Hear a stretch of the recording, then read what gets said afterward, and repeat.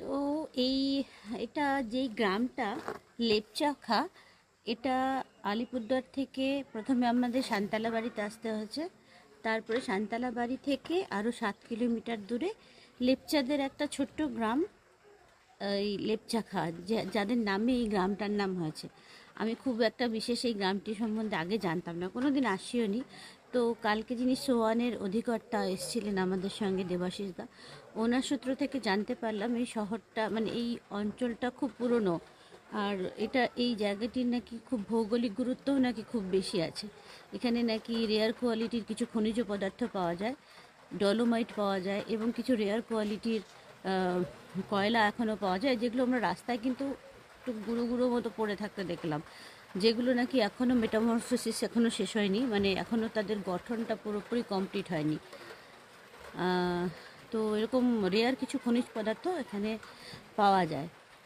এই জায়গাটা থেকে যে ডলোমাইট যে খনিজটা, সেটা এই জয়ন্তী নদীর সঙ্গে মিশেছে বলে এই জলটা এখানকার মানুষের পক্ষে মানে ওরা দীর্ঘদিন ধরে বা জন্ম থেকে এই জলটা ইউজ করে এসছে বলে ওনাদের শরীরের পক্ষে ঠিক আছে, কিন্তু এই জলটা আমাদের শরীরের পক্ষে খুব একটা মানে সহজ পাচ্য নয়।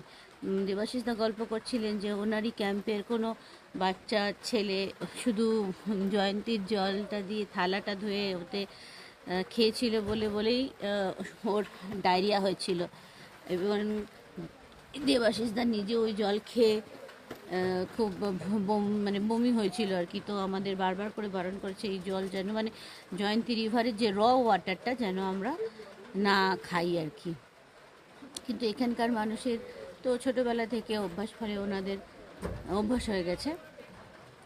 এমনিতে যেরকম হয় আর কি, পাহাড়ি গ্রাম আমাদের টিপিক্যাল পাহাড়ি গ্রামদের মতো নয়, কিন্তু অনেকটা মেলে আর কি। এখানে এই যে আমার পিছনে ছোট একটা মানে গুম্ফা মতো দেখা যাচ্ছে, ছোট্ট একটা গুম্ফা। আমি দেখলাম ছোটো ছোটো বাচ্চা লামারা সব লাল লাল পোশাক পরে আছে। আর এমনিতে এক্সপিরিয়েন্স খুব একটা খুব মানে খারাপ নয়, ভীষণই ভালো জায়গাটা। সবচেয়ে বড় কথা যে এই একটা সবুজ আর একটা খোলা জায়গা, চত্বরটা পুরোটা খোলা। হোমস্টে আছে প্রচুর, কিন্তু তা সত্ত্বেও এখানে ভিড়টা একটু কম, হয়তো বা